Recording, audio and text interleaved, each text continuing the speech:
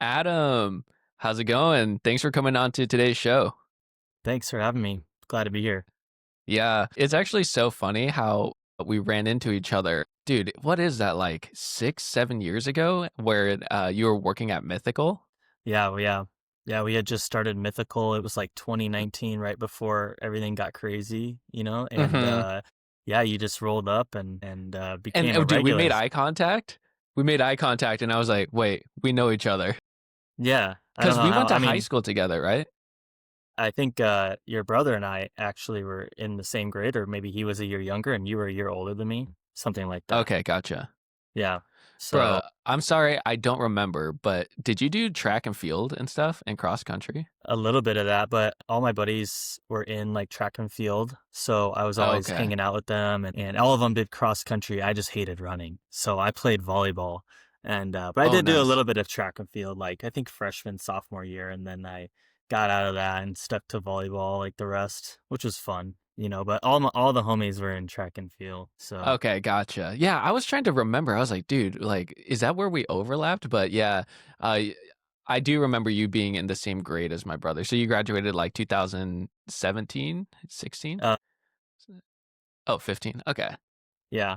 But I don't know why. I mean, your brother's hilarious, but Yeah, he he's was so always funny.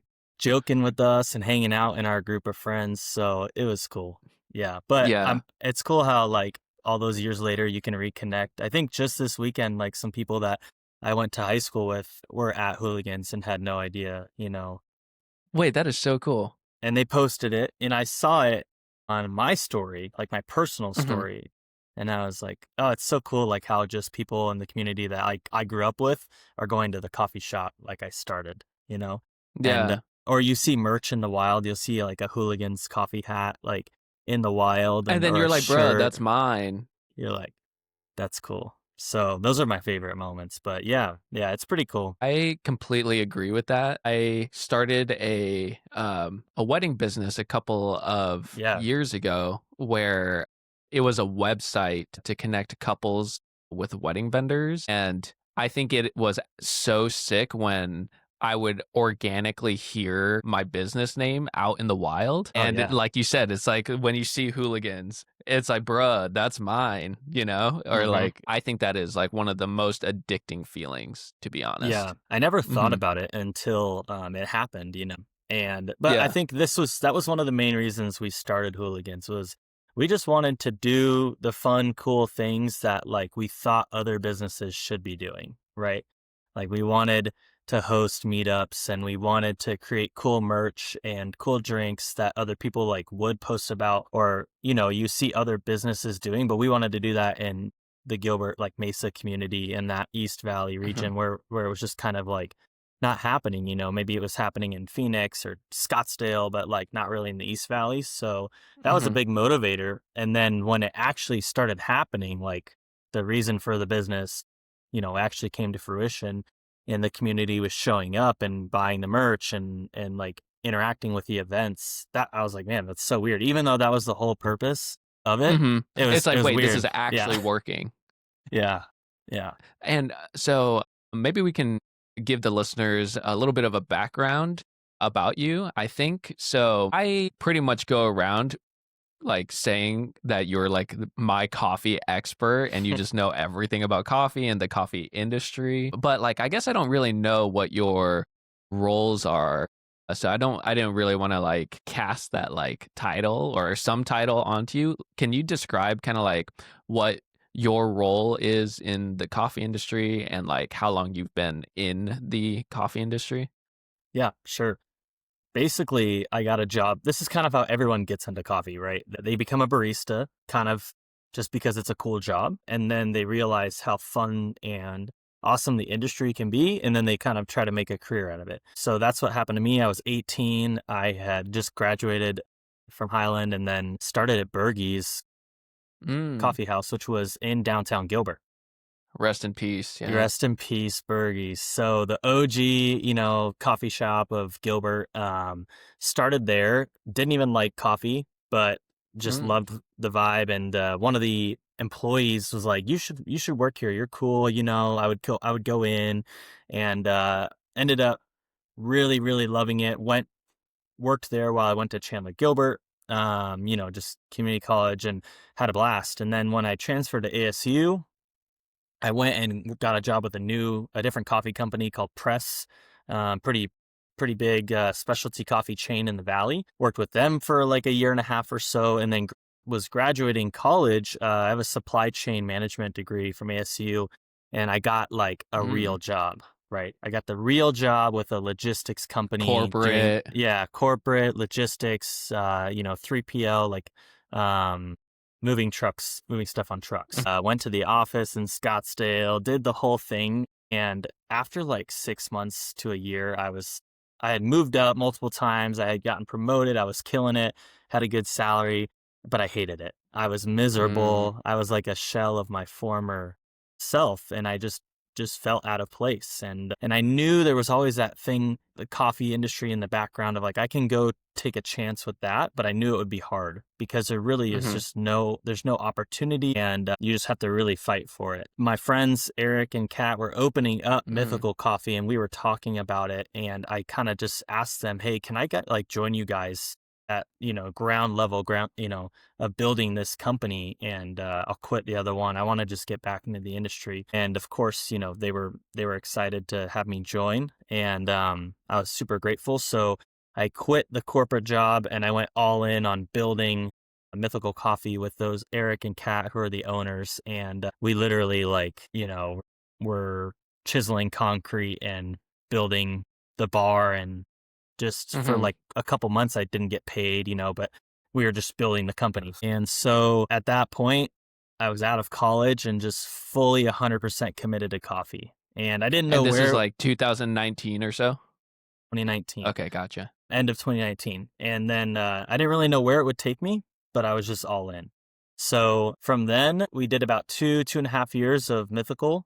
And I got Mhm. approached multiple times, like in my time there, I got approached by like Press Coffee and Mm. those owners to come back and help them with a new company that they had built called Coffee Support. And that is a huge private label, white label roastery and cold brew facility in Phoenix. That was a side project of Press, so a sister company, if you will. And finally, kind of at the like third time they asked me, in about 2.5 years into Mythical, I kind of realized this was like the next big step for me, and I needed to just break away. So it was a hard decision, but I ended up leaving and going to work for them. And I ran the cold brew facility, which was producing like thousands of gallons of cold brew for a bunch of different businesses across Arizona, and also like nationwide. We were in Sprouts. I was producing cold brew cans that are in Sprouts and Whole Foods across the nation, and helping manage the roasting facility that was roasting like over 1 million pounds of coffee a year, of specialty Wow. coffee. Yeah, it was a crazy place, and Mhm. really cut my teeth there in terms of like getting really into the industry, and working with other organizations, because it was a private label facility. We were producing stuff for other brands, Mm. and really got connected in the industry at that level. And that was an amazing opportunity. And that's what I was doing up until I moved to San Antonio. So we're at probably 2024 now. Uh, Mhm. and my wife got into medical school. And so Congrats. of course, that's super important. Yeah. And she's working to become a doctor, and we moved out to San Antonio for that. I spent probably 6 to 9 months trying to find a coffee job in San Antonio, and just couldn't do it. Couldn't find Mm. anything. I hit up every single company, but coffee is a very like tough industry to find really good opportunities, like salary, career opportunities. It's just small. And the section I was trying to get into within like operations and roasting and things of that nature, there just isn't a lot of opportunities. But when we moved out here, I had another job just to pay the bills, and not coffee related. And about 6 weeks after being here, Merit, you know, Merit Coffee hit me up, because I had been in Mm. contact with them, and they said, "Hey, we have an open position. Why don't you come interview?" So I was really excited. Of course, it was like the coffee company I wanted to work for, out here, and went and interviewed for like a sales position, which I'm not great at sales, but I know I could do it. And Hmm. after they saw my resume and what I knew, they were like, wait, we need a green coffee buyer and kind of a director of coffee position in the company, and you would actually be better for that. But we weren't necessarily Mm. hiring for it. But since we see your skills, like in your resume, you'd be perfect. So, and like we know you could do it. So I was obviously extremely grateful for that opportunity, and yeah, they hired me, and that's what I've been doing for the past year and a half, which has really Okay. been awesome. So in that position, my title is Director of Coffee and Supply Chain. I purchase all of the green coffee, the raw product from all of our different importers and coffee producers across the world, manage the supply chain of that with the daily operations of the roastery. And I also take care of all the bags and the tape and the boxes and manage the Mm. entire team and manage the incoming orders and Like the predictions. literal operations side too of like Yeah. being on the floor, like packaging and things like that as well. Yeah. S- Yeah. I the supporting that. oversee all of that, the supply chain of Mm. all the goods that are used to produce the bags of coffee, and also uh, heading into the cafes, like all the cups and all of the syrups and all of the tea. So Hmm. literally just pretty much the purchasing and supply chain of all the entire company's goods that are used in our daily operations. So it's kind of a complicated role in that I do a lot of different things, but the Hmm. main focus is on coffee and quality. So my day to day is checking the inventory and predicting future, needs, and Oh, also cool. Forecasting. forecasting. And we Mm. do weekly cuppings. So we're doing quality control, tasting the coffee that we're roasting, making adjustments where we need to, planning for Is future is releases. that where like I've seen you post on your Instagram, like you have like the room with I think a wooden table and there's Yeah. like a million cups of coffee. Is that Yeah. what you're doing is cupping in that moment? Cupping. Yeah. So Okay, gotcha. Where you it, like put it in and you like spit or whatever? yeah. Cool. Yeah. So I've you, never done it. it's fun. We could have you do it sometime, but basically you take samples of all of everything you roasted for the whole week, or at least we do.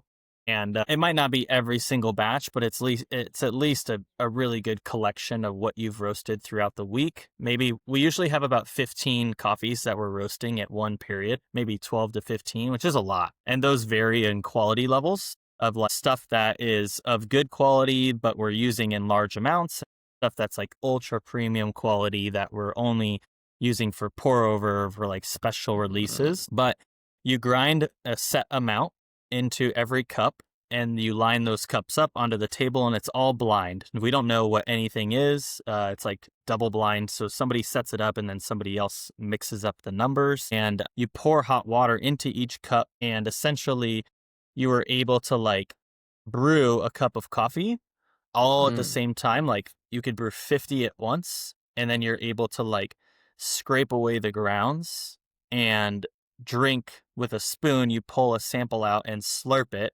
like Mhm. audibly, just slurp, and it's really loud. But you do Oh, that, bruh, and like this. yeah, yeah, just like that. Yeah, yeah, yeah. It's Nice.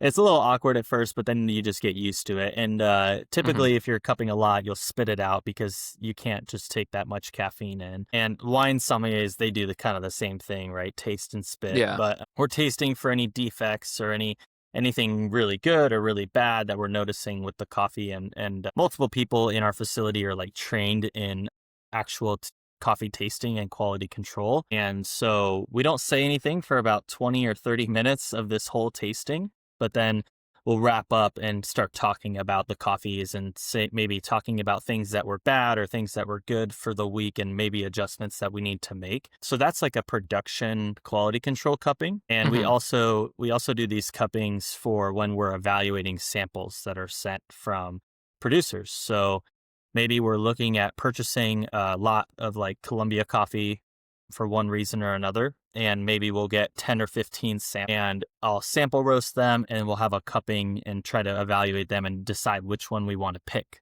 So maybe we're trying to pick a Wow. coffee that's going to be on espresso, or we're going to pick a coffee that's going to be on drip, or, cold brew, one way or the other. And we might make that call then based on what we're tasting and what the offer is. It also depends on price and availability, like how much volume of that lot there is. But Hmm. there's a lot of details that go into it. But those sample cuppings are really fun because we get to pick, like, okay, what do we want the future lineup to look like?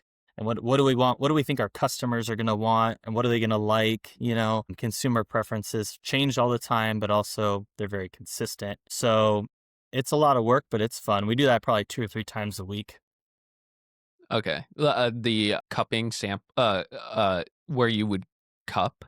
Yeah, quality control Okay. cupping Quality is, control. Gotcha. yeah, yeah. And then And so you'll do sampling, that like with your own batches, but also like the what you've roasted throughout the week, but then you also yeah. will do it for like new product that you're trying to hmm determine like, okay, where should we put this? Yep. Use this set of beans. I Yeah. see. Yeah. So, like, I'm actually going to Colombia. It's kind of good timing that Yeah. we're having this conversation because I'm going to Colombia next week. Like Hmm.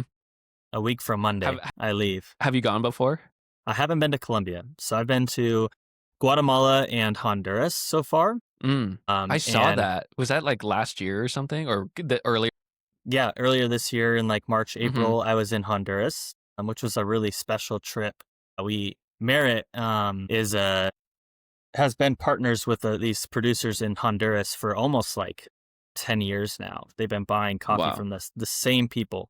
And it's a really special partnership. And so that was a cool experience to go meet them and shake their hands, like, and hand them like the bag with their name on it, Yeah. from Merit. And they always are like really honored and really like proud of the work that they put in, the coffee producers, and they own their own land. And that's a special instance where we're getting it. It's a direct trade. Like, we're communicating with them on what they're producing for the year and what they're going to be able to offer us. And we can kind of communicate on price and the challenges that they've had throughout the year and what the price needs to be and what the quality level's looking like. And so I was able to go out there and kind of see the farm and see what projects they're working on and what they're planting and the improvements that they've made based on like our past purchases. Yeah. So that's a really strong relationship that Merit's had, and I'm just continuing. Those coffees from Honduras that I went out and kind of tasted and saw finishing up in March or April actually just got released this week Oh wow. through Merit's. Yeah, so one of the producers' names is Miguel Guzman, but we just released 2 of his coffees last week and through Merit. But it shows you kind of how long they take to get out, Mm. because I was there in To process and get it yeah, from end to end, I was there in or like early the entire life spring. cycle. Yeah. Gotcha. And the coffee was ready, but the time it takes to get it through the milling process and getting it into the jute bags and onto a shipping container and all the way to Houston to where it gets warehoused and then finally released to me. And then I roast it and put it in a bag. It takes like 6 months at the very minimum, for a Wow. traditional process. Sometimes you can air freight it and put it on a plane and, try to roast it immediately and put it in a bag. But for us, it operates a little bit slower. So it can take like 6 months or more for a coffee to actually get onto our shelves from the time that we like purchased it. So it's really crazy, but you have to be patient. Like, I've been in this role now for a year and a half and only I'm only just seeing like my coffees that I've Mm. curated like fully integrated into the lineup because of Yeah. just the time it Such a takes. long life cycle. Yeah. Yeah, Yeah. yeah, 18 months. And if what you're describing is like 6 months from like the moment the beans are produced to being on the shelf, that's like maybe 2 to 3 like hmm of your product, I guess. Like yeah, since you've been working there. Wow, that's so yeah. interesting. I mean, also you're like, I'm committing to coffees that aren't even produced yet, right? Yeah, So makes sense. Yeah. like we have a farm in Ecuador that we really like to work with. It's like a community. And we don't even know like what they're going to produce this year. They don't know. It's kind of like every year is different depending on how the rain is and how the weather is and and how they process the coffee. But we're in communication, and we kind of, I hold a slot for them, say, I want to buy 20 bags. I want to, this is kind of the price I want to be at, but you never really know. But we try to commit to them year to year. So next year, I'm already planning on buying coffee from them, Hmm. but I have to wait like a whole year plus for that to come to fruition. So it's a really interesting game of being patient, but also, sometimes you have to be quick on your feet when maybe you're growing really fast, and you went through coffee faster than you thought you would. And you need to buy something quick, like spot on the market, and just, and on the fly buy a new coffee to fill the gap that you have in your production. So it's a really interesting role, and every country that you buy from is different. Brazil Mm. is completely different than Ethiopia, which is completely different than South America, Central America. So it's really tricky and complicated, but I really like the challenge. Yeah, that is so interesting. Like going back to about like the shelf life, or not the shelf life, but the whole 6 month life cycle of production from the farm all the way till Merit processes it and puts it on the shelf. My understanding about coffee is like when you go purchase a coffee or beans that have already been roasted, you want to get them minimum time since it's been roasted, meaning like you want the one yesterday, not the one Yeah. 3 weeks ago. Is Hmm. that when you are talking about this process, like your materials are still raw when it gets to you? Do you like have to make sure that it doesn't spoil by the time you roast it? And then along with that, like it took you however how much time, a few months before you fully roasted everything. Is there like a time difference? So it's like raw Yeah. materials, or can raw materials just last forever? And Yeah. then once you roast it, that's when the timer starts. Yeah. So essentially, that's called fading. So green coffee is at like its peak, pretty much. I'm going to speak in generalities, but right when it's like picked and processed and milled and put in the jute bag, right? That's like its peak level. So when I go taste things in another country, I'm pretty much knowing like this is the best it's probably going to taste, and I it see. will lose moisture and water activity slightly as it ages, and therefore it's losing kind of like volatile compounds that make it taste the way it does, potentially. Now, it's really not going to lose a whole lot of its characteristics like within the first, say, year of it being produced, but the general rule of thumb is after like 2 years of it being picked and like processed is really like the shelf life of it. It's not going to necessarily go bad, like in terms of you can't roast it and serve it, but peak quality, you want to be as fresh as possible to harvest. Within six, and different countries hold up better than others. So like Ethiopia coffees hold up really, really well over time, whereas Colombia coffees are known to like fade really, really quickly. Mm, So where as soon as those are interesting. processed and harvested and sent to you, you really want to roast them and like get them in out to the customers as soon as possible because they can be known to fade. And by fade, I mean like lose quality. So if Hmm. it tasted, if it tasted like cherry, like really vibrant, juicy cherry, it might fade into like kind of a really dull like apple or something like that over time. And I'm kind of just speaking in generalities there. But in terms of roasting, you want to like buy coffee that's as freshly roasted as possible with a caveat that it's probably going to be best a week or two after you roast it. So Mm. coffees have like gas that's trapped in the roasting process, mostly CO2, and that gas within the coffee bean is released like over time. So over like a week or two, that gas has kind of fully exited the bean, and you're left with like a lot cleaner cup when you go to brew it.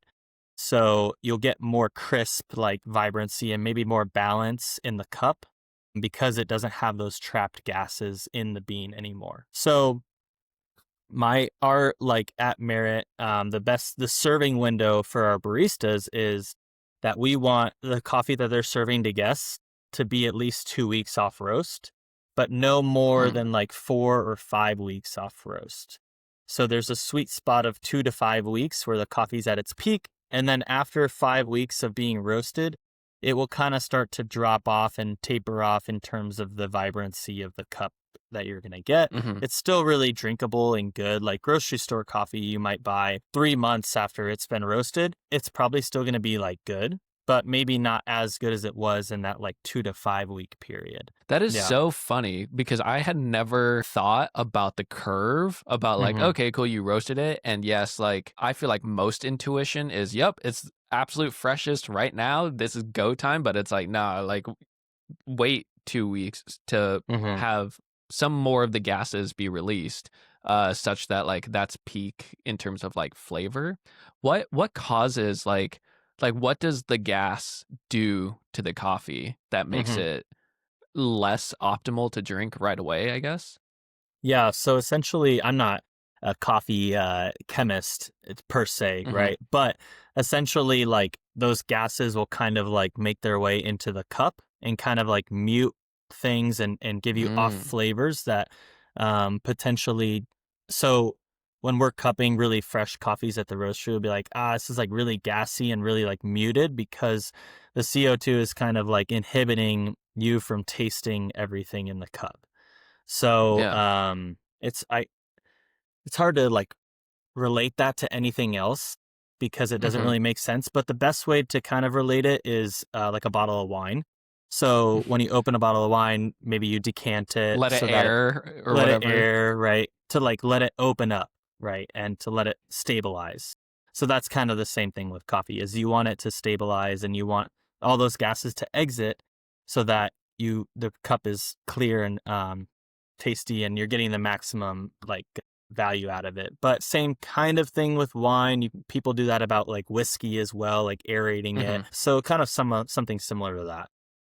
And it's so funny that you're talking about this because I was going to bring up like wine and stuff and Yeah. how when you're talking about different farms and different countries, like let me be clear, I know pretty close to nothing about wine, but it's like I've heard about the temperature affects the how much sugar content is in the wine for that year, and then it's like the soil can be like more acidic, and all of those things kind of like leak into the wine developing process. Do you know Hmm. if that's kind of like a similar thing with coffee? Like you're dealing with like soil acidity and this Yeah. country has more or whatever, you know? Yeah, that we refer to that as like terroir, right? So the terroir meaning like the land that is Mm, affecting the cup quality. So it's a massive impact, but wine and coffee are extremely similar, except they're grown in like the opposite areas of the world. So pretty much mm, nowhere in the world can you grow coffee and wine in the same place, except California. But California's coffee is terrible. It's like really, really, really bad. garbage. So yeah, never buy, and it's really expensive because of like there's none of it. And it's also Mm, you're paying people in California to produce coffee. It doesn't work. But if you take the equator, there's kind of this thing called the bean belt around the world, which is like around the equator, up and down where coffee is grown. And that's where it's like you get higher elevation land and it's tropical and it's warm and you're creating the right temperature zones and conditions for coffee to grow. And then outside of that belt is pretty much where wine grows, like drier areas with different climates that's really good for wine. So mhm, it's kind of interesting, but yeah, terroir really affects the cup quality for coffee, and also the like cultivar or varietal. So like in wine, you have Pinot and Cabs and all these different varietals. Same thing in coffee, except we call them cultivars, and sometimes they're called varietals. But there's ones like Typica, Bourbon, Pacas, Pacamara, like these different literal like types of coffee that produce different tastes, cup qualities. So we like just from Honduras, from Miguel Guzman, the producer we were talking about, we released two different cultivars from him just recently for Merit. We released a Pacas and we released a Paranema.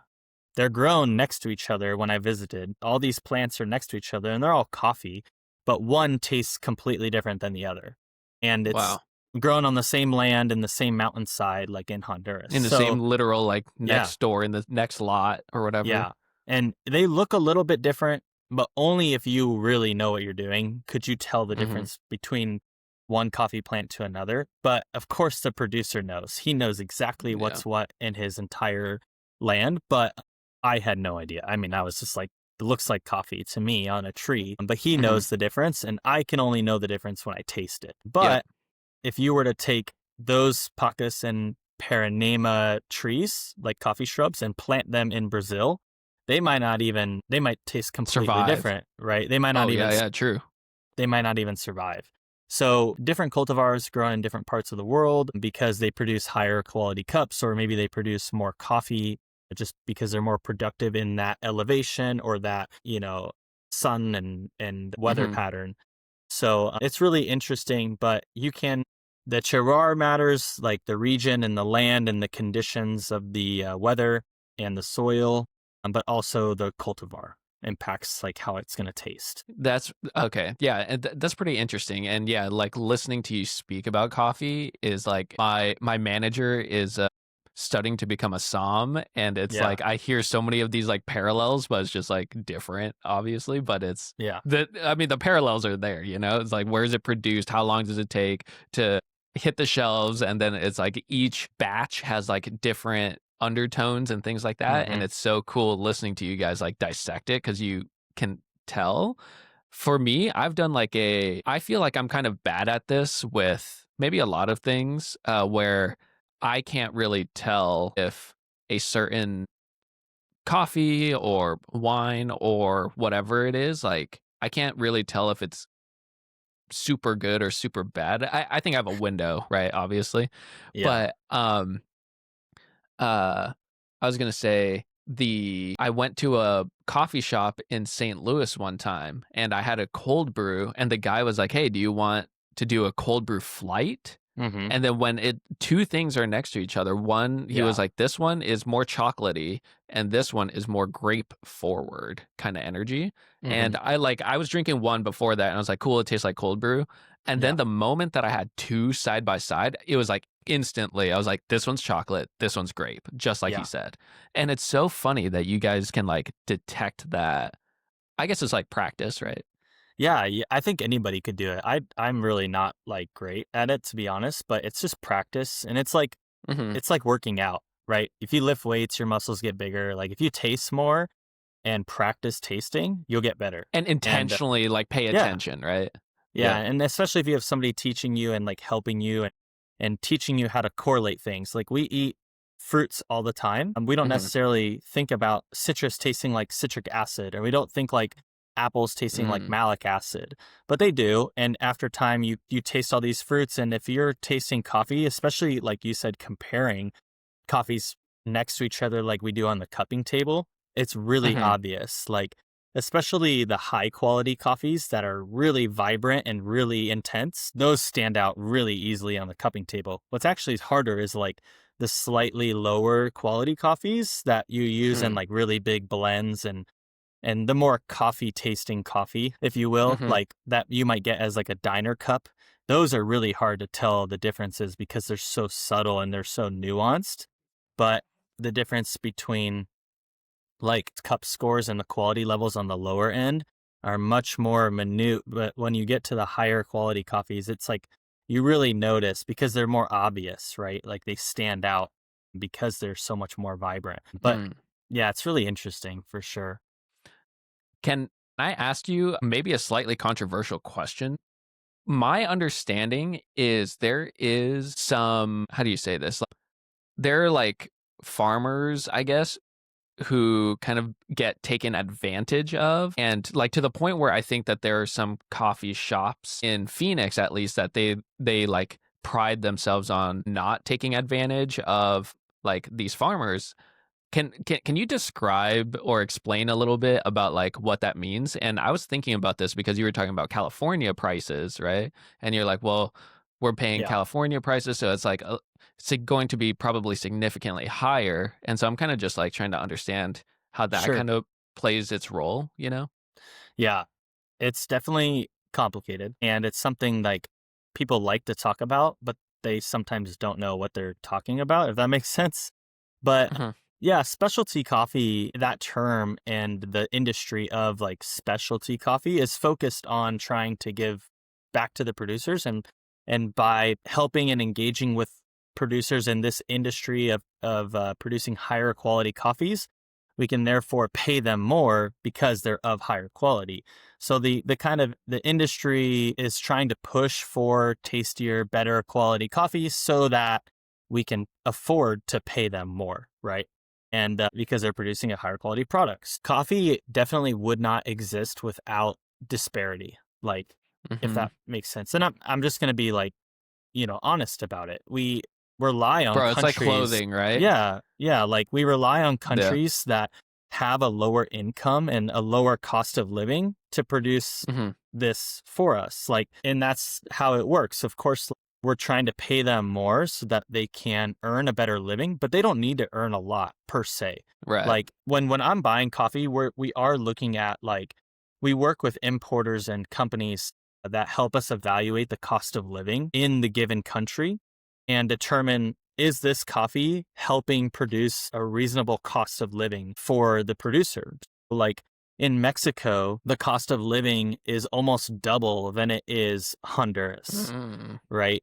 So typically when we're buying coffees from Mexico, we're trying to pay a lot more for them, even though the quality level might be the same as somewhere like Honduras or Colombia, but the cost of living is double, right? So Yeah. it is different, and it is really tricky to understand. And Mhm. the global dynamic of it is such that Brazil and Vietnam, the biggest producers of coffee in the world, they kind of control the market and they control what everybody else gets paid.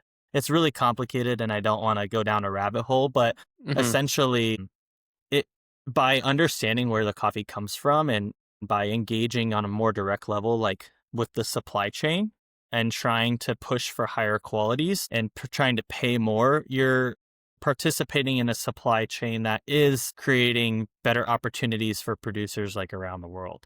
And so that's kind of what Mm. we're trying to do. Um, our impact is good at the most expensive coffees that we buy. Like it's of course really beneficial for the producer, but they're not producing only like the really highest quality stuff. Most of what they're producing is of lower quality, and they need a when they get a really good price for that stuff, it actually impacts them way more. So the bulk of what we're buying, we're trying to invest in these like really strong supply chains that are giving back to farmers even at like lower quality level stuff that Mm. we're using for like big blends and like really mass produced coffees. We're also trying to pay like a bit more than what they would get on the general market for those. And that kind of large purchasing at premiums is what really can benefit the producer. Gotcha. But yeah, coffee, it's really, when you go there and you see it, it is really sad. Like the conditions that the producers live in is not what you might think it would be, right? Like, Mhm. and sometimes it's a lot of indigenous people of the area migrating around the country looking for work. And they're bringing their families with them. Like they're bringing their kids to these coffee farms as they travel throughout the country, like working on farms in different harvest cycles. So, like when I was in Guatemala, there was a whole like group of indigenous people that were there working on this farm, and their kids were just like with them in the fields, like as they were working, and maybe they were helping or maybe they were just like watching them. But that's kind of the reality of it. And, Mhm. I'm not one to like shy away from it, but I think a lot of people in the coffee industry don't understand the level that it's at and how long it takes to really like commit to this supply chain of specialty coffee and see the benefits like downstream. It takes a really long time and it's not going to happen overnight, but that's kind of the end goal, is to create a higher quality coffee and send more back to the producers who really do all the hard work for us. And Yeah. that's what So it's Merit like trying does. to just like benefit the ecosystem, the Yeah. coffee ecosystem as a whole from end to end, from Hmm. producer to like roasters and then back type thing, right? Yeah. Because yeah, you guys are it's a symbiotic relationship, right? Like Hmm. Yeah. and Yeah. I I I wasn't even thinking about this until just now, but have tariffs been an issue for you at all? Especially for like you directly, since you do supply chain stuff across countries, and importing and exporting is kind of complicated. So Yeah. yeah, I'm curious to know. Like, So before like I started coffee buying has always been sporadic. Like it's always been easy and then hard and then good years and bad. And that's weather cycles, right? Like contributing to the global supply and demand. But when I started a year and a half ago, we hit a deficit. So the consumption of the entire world was more than the production. So the demand for coffee is now higher than like what the entire world is producing. And that's just mm, because of global demand, right? Like consumer preferences have shifted towards coffee in other areas than the US. Like Japan has a really growing coffee scene. China's growing massively in coffee, whereas they weren't before. And so mm, right now, prices for coffee were really, really high, but mostly because of the world deficit, right? I think there's a lot of coffee being planted because prices are high right now. And eventually we will hit a point where we're producing more than we are consuming again. But right now we're in what's known as kind of like a supply deficit. But mhm, prices were already really high. And then tariffs came. And really, tariffs are supposed to be balancing trade between countries. But mm, right now it's a little bit ambiguous in that we're having tariffs on coffee that is not even doesn't benefit our economy at all because we can't produce coffee. Sure, California and mm, Hawaii and Puerto Rico can grow coffee, but not at the levels the US needs, right? mhm. We get I think a third of our entire coffee from Brazil, and Wow. that there's a 50% tariff on Brazil right now. Mm, So it's like really, really disrupting the entire supply chain of coffee to the point where like we're s- uh we're being pushed to other origins than Brazil because of the 50% tariff. Like we can't eat that and just yeah. expect nothing to change on the consumer side. Like it's going to go to the consumer and because roasteries will go out of business if they don't pass that along. And we have Mhm, to go look at other countries. Well, everywhere else it's about 10%. So Colombia, for instance, is 10% tariff there, but like the coffee prices in Colombia are climbing because of the supply pressure, the demand pressure. mm, Now that we're switching from Brazil and looking for other areas because we don't want to pay the 50% tariff from Brazil, the demand of Colombia is so high that prices are now going up there. So even though there's a less of a tariff there, the prices are climbing and will probably like end up being just as expensive as the 50% tariff from Brazil. And Brazil doesn't really care because they're sending coffee to China and Asia like in mass quantities, and they don't really care about the US because they'll sell their coffee anywhere else, and mhm. they don't really need of course they enjoy selling to the US because it's easy and they've been doing it for hundreds of years or whatever, but they can pretty easily find buyers for their coffee, whereas the US is like really forced to reevaluate everything and change their traditional buying practices and change their blends and change their whole coffee program because of tariffs. So my job has been really hard, not gonna Mhm. lie, like the past year, and it's put a ton of pressure on my position in terms of the financials of the company to Yeah. reorganize. Figure out where you're going to source beans and Yeah, like develop relationships, but it's like it's not just the farmers, it's also like the literal country that they're yeah, in. And it's like, well, I don't control that part.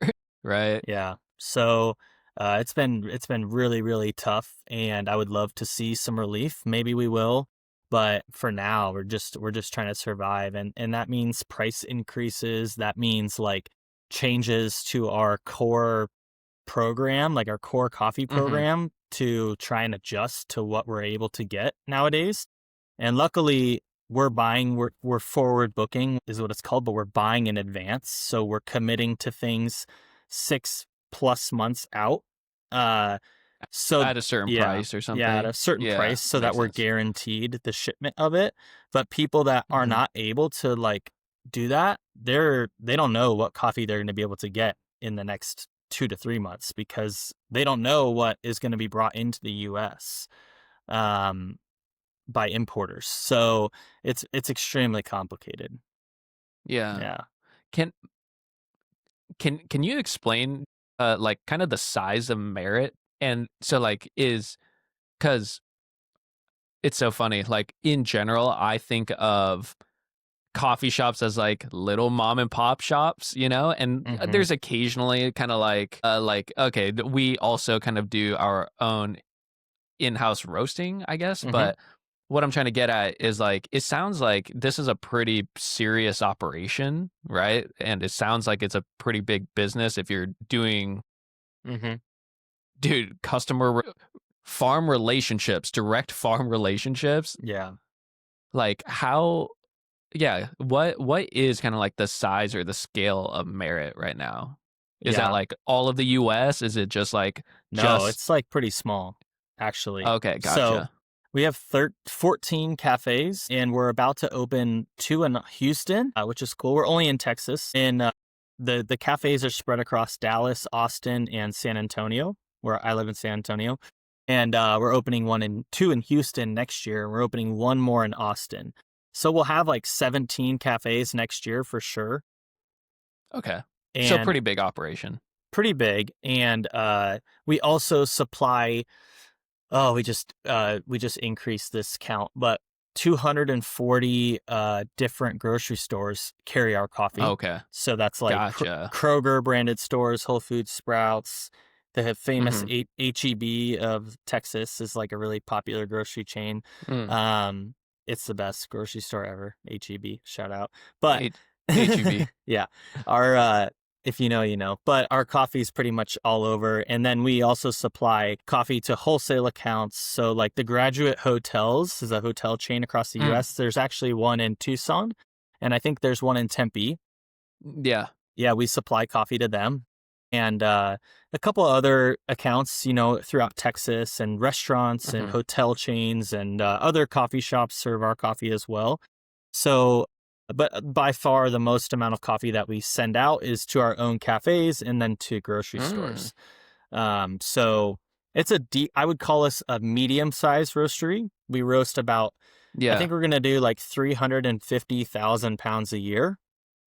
But I mean, we're nothing in comparison to like the drive-through chains, how much coffee they're going Mm. through, like Dutch Bros, Starbucks. Yeah. Those chains go through massive amounts of coffee, and it's a totally different thing, right? We're like cafe focused on a third Mhm. space of like quality, come sit down, like chat with your friends, hang out, right? Like Like completely a different. proper coffee shop. Yeah, but Yeah. we still roast a lot of coffee for sure. Yeah. And enough that it provides me with a job, right? And Mhm.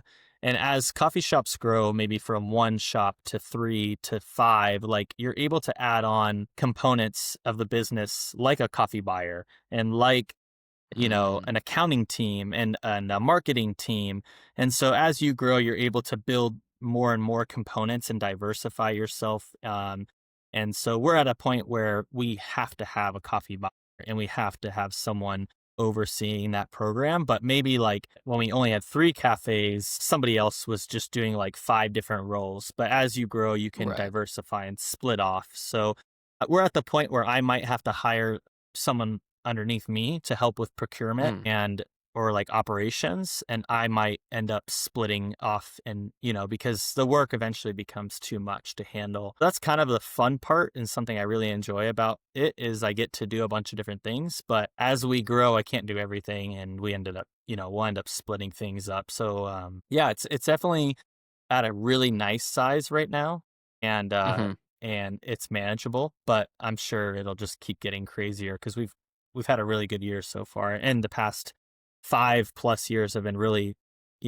solid growth for Merit. Gotcha. Yeah, and like I was saying, it's like when I think of just the concept of coffee shops in general, I'm thinking of like let's say Mythical or like Hmm. Peugeot, where they don't like I don't see their coffees in grocery stores Yeah. yet. I think, or maybe I'm not looking, but it's like, but and so it's in. So I find it hard to believe that they were doing similar things to you, maybe such that it's like, oh yeah, we're doing some deep buy it forever, like super far out in advance so that we're prepped and like no flame, obviously. It Yeah. just sounds like a different size. So you hearing you talk about this, it's like this is like a operations business. It's a supply Yeah. chain, it's like logistics, right?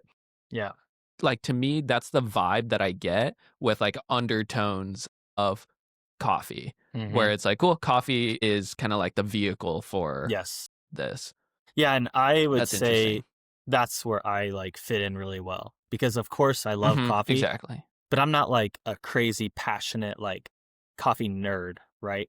I know I everything, but see. it's like balance it as like my profession and I really Mm, enjoy the business of coffee.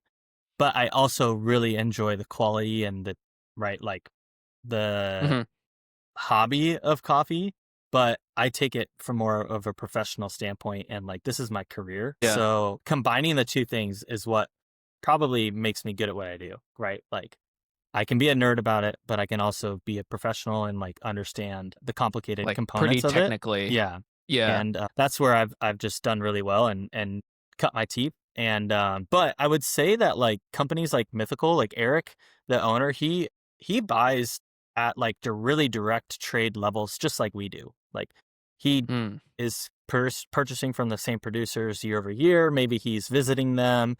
He's doing some of the same things, except he's also like managing his cafe and like the roastery, like right. he's roasting all the coffee. So coffee is really cool. And especially like nowadays, being that we have the internet and like social media, you can be a really, really small single shop coffee roastery and cafe, but you can still be participating in like direct trade and Mm. these really intricate sourcing practices, even just with one shop. So, whereas 10 years ago, that was definitely not possible. It's pretty prominent and nowadays for that to be the case. Gotcha, I see. And I think that that's really cool about your experience about how you have like a operational background and then that you do pair it with your coffee background. And honestly, I've been really looking forward to this conversation for since I brought it up to you however long ago Yeah. because it's like I don't know, everyone in the world at some point was like, "Bruh, should I open up a coffee shop and it'll be a cool little vibe, you know, and it's like cool background music and it's going to be Hmm. smell so good when you walk in."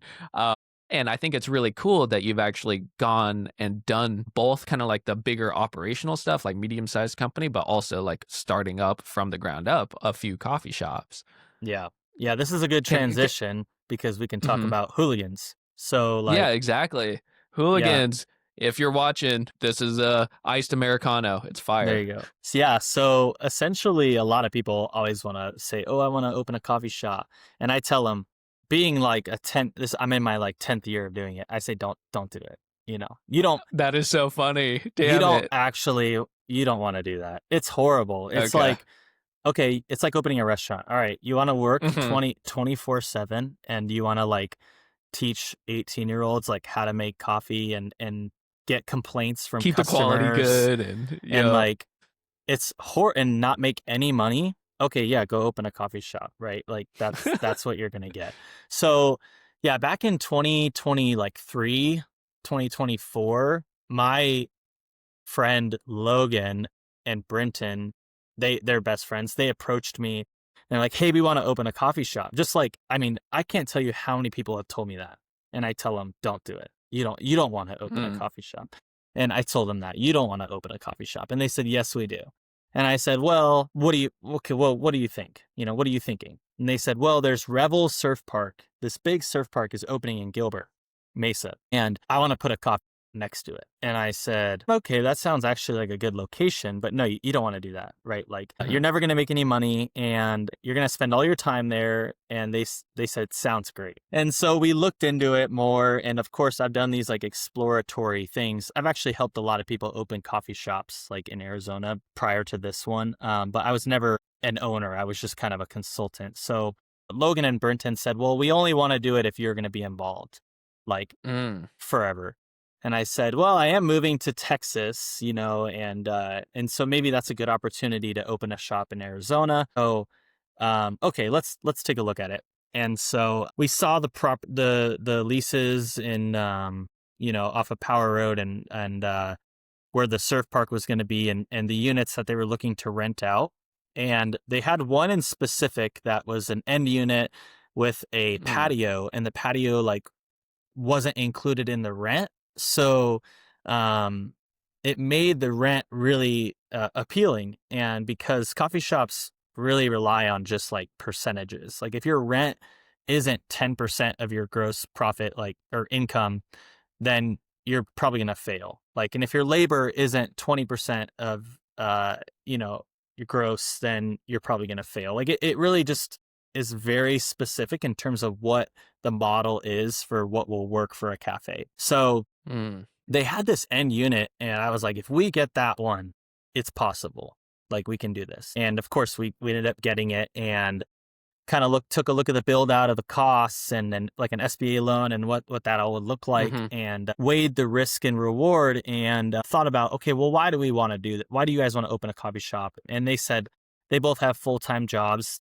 And so the partners are me, Brenton, and Logan, and we all have full-time jobs. And we said, well, we just want it to be a community space that does cool things, and we want to use it to our own advantage, like to host events that we think would be cool in the community and to provide people that fun space to come hang out, right? Always enjoyed going to coffee shops and doing before, like at Mythical and at, Peixoto and other fun shops. So let's just do something of our own in that nature. And we came up with Hooligans as the name, and that has its own story as well. And What's we the ended up story?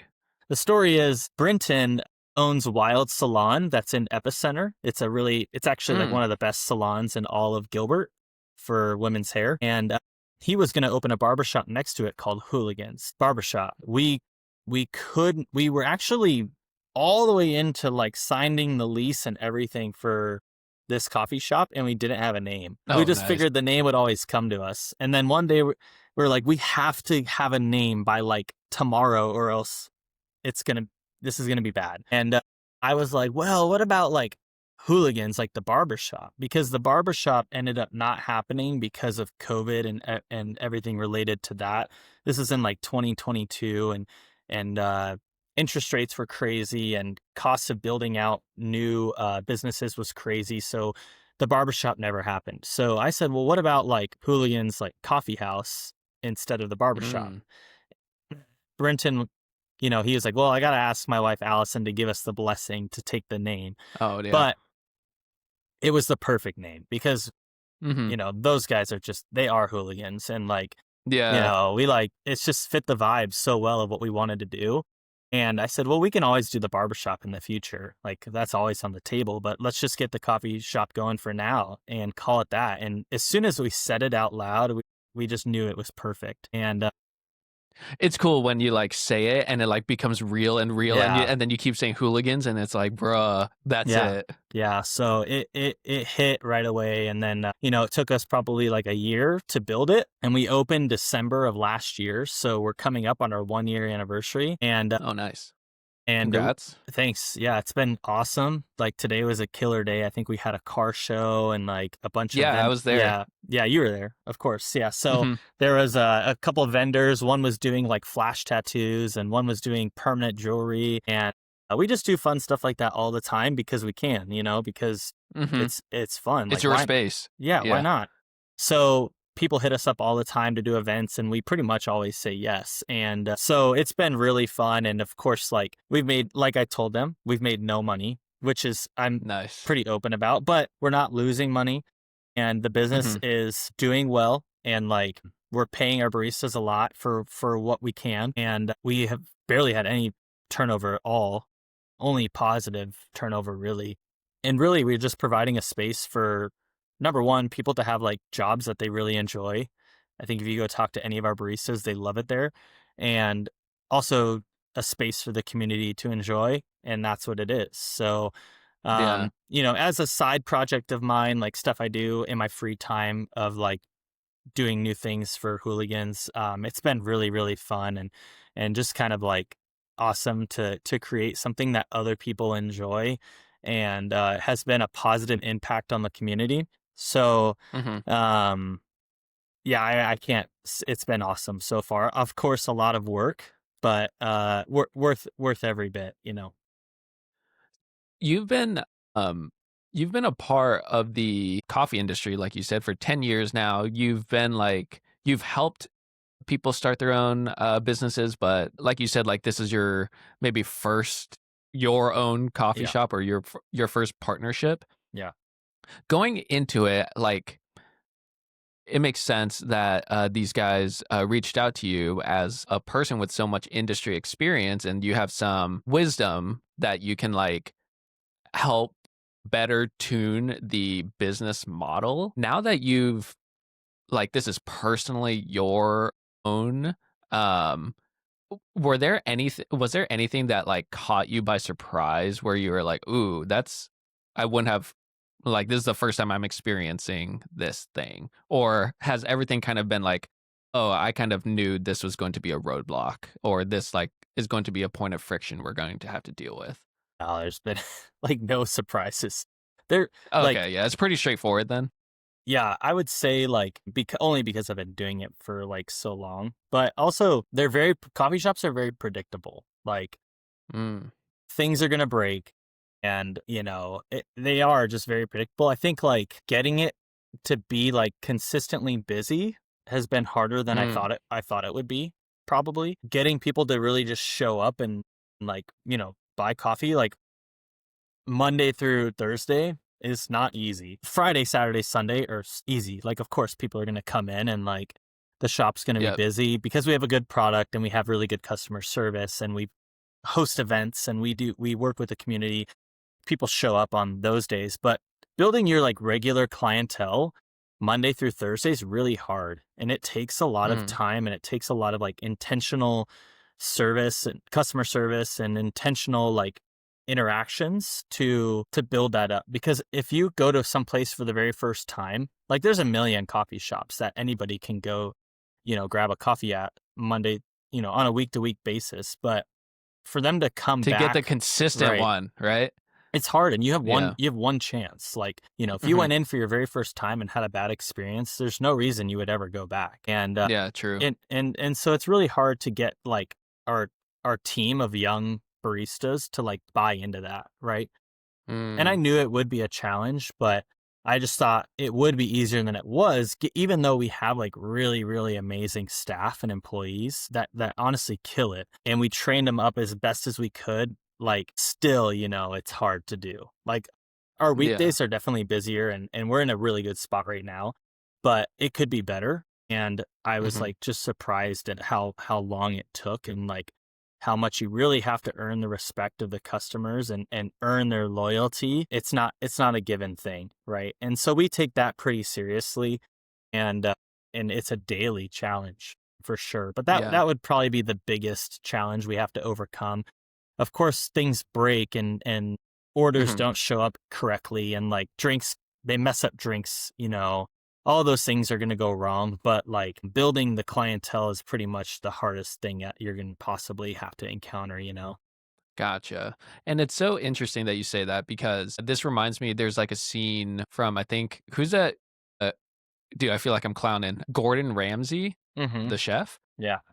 There's a short or whatever of him one time, and he was saying like, yeah, you can get customers in Friday through Sunday, that's no problem, but it's like you have to solve, like you said, the Monday through Thursday. And it's so funny to hear you say that, and it's just like, wow, that's so I mean, that kind of goes with my intuition that that would be the harder days to get people, right? Mhm. So that's it's cool that you shared that insight. Yeah. Yeah, I didn't know that, but that's funny. It's true. It's like the Hmm. bread and butter. Like if you can't, build a consistent, that's how you really just take it to the next level. Is your what's your Monday through Thursday like? If you Hmm. can't build that up, you're never gonna like reach a level where it's really cranking, and Yeah. you can move on to the next cafe and open your next, thing because you're just never gonna be at a level you need to. No matter how busy your weekends are, you have to build the consistency of the weekdays to really make it to the next level. Yeah. For um for you, like kind of knowing what you know now, what do you think the different like how would you approach doing another coffee business? Meaning, like, would you go again with another brick and mortar? Would you go with a smaller one, a bigger one? Hmm. Would you do just pop-ups? Like, there's so many Yeah. different avenues to present coffee, or doing a business. It's like, yeah, any thoughts on that? Like, doing just, like, pop-up events versus, like, a brick Hmm. and mortar, you know? Yeah.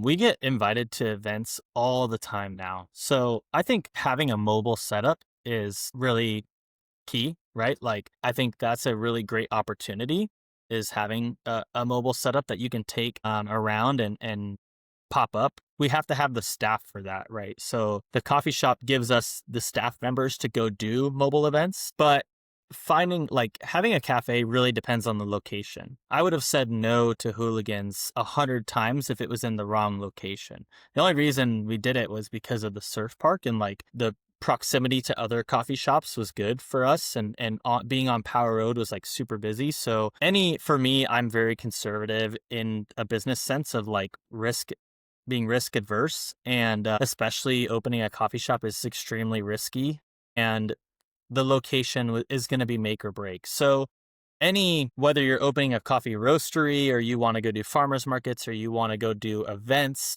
like I think your brand and your proximity and location are like kind of the most important things, right? And so it depends on what I would do next and what business I would go into next. I think having a coffee roastery, I would know like what I would need to do in order to make one successful. But Mhm. it is still like tough to make it in any of these things. But whichever one you pick or whatever's next for me, you just have to go all in and know what it takes to make that work, right? Like you made your Yep. wedding business work, right? And maybe you didn't have a ton of experience before, but you figured it out along the way and you went all in. And now the podcast, right? Like growing that in its own way. So each different avenue for coffee presents its own challenges. And for cafes, it's really location and brand specific. And for mobile events, it's really about social media and marketing over Mm. everything else. Quality has to be good, but really you need to get people to know about your mobile, event business. And then if you were to open a roastery, like a coffee roastery, you would need to probably hit up farmers markets and push your like e-commerce online sales really heavily through social media and also try to get some like key partnerships maybe with wholesale accounts like hotels and restaurants. And then always Mhm. of course like having the cafe connected with a coffee roasting facility is the best because you're able to push your coffee through that channel and grow your brand in Mm, that way. So maybe the future for Hooligans looks something like that. yeah. Yeah, that definitely makes sense, and that's kinda like the approach that Merit is doing, right? Like, Yep. yeah, you guys do your own roasting, but then you also, like, send it out to your own cafes, which, yeah, definitely makes sense. Yeah. Do you have do you have any thoughts on, like, mud water or, like, what is that, like, the Sure. anti-caffeine stuff? That's kinda coming out a little Yeah. bit. I think they try to play on like, oh, coffee's bad for you, right? Like Yeah. The black entire world coffee drinks it. is actually really good for you, right? Like there's a lot of Oh, yeah. health benefits to it and overconsumption of anything is not good, of course. Like I actually only drink like maybe 2 cups of coffee a day at the very most like because caffeine, can give you anxiety and it definitely does if you abuse it. You rely on it, but I'm kind of a professional now of drinking coffee and managing my caffeine intake, but no, I think all of those mud water, adaptogen drinks like it's kind of a Mm, fad, and yeah. coffee's been around for thousands of years and it's gonna Literally. be here for thousands of years. Like it's not going anywhere. And even if it gets Mhm. like a little more expensive because the world changes, it's still like pretty cheap. Like a cup of coffee might only take me like black coffee is like 50 cents to a dollar for me to Mm. produce. It's like really cheap in terms of cost. And if you buy a bag of coffee and take it home, you're going to be paying like less than a dollar per drink that you make right now, given like a current bag of cost for a bag of coffee, it's still relatively cheap for you to make one at home and like really enjoy. So there's a lot of upside for the industry. And I don't think it's not going anywhere. And I think a lot of these other things are just fads. Now, I think matcha is huge right now. Like we sell a ton of matcha. So I got yeah. Elizabeth the iced matcha Yeah. latte with oat milk this morning. Yep. Cafes can adapt though. Like we can participate in those things and bring it on. Like if mushrooms and adaptogens become a staple, it's so easy to just add that to your coffee lineup, right? Like in the Mm, cafe and make a few drinks with it. So now that matcha is here to stay, like it's not going anywhere. Of course, it's a huge part of Hooligan's menu, is matcha mhm. drinks. So we've just adapted to that. So it's not that even if coffee becomes, out of style, we can adapt and add things to the cafe, but the consumer preference is not going to ever shift away from coffee in terms of like a huge decline in demand. Right. Yeah. Yeah, makes sense. Do you have like a crazy home setup or like Yeah.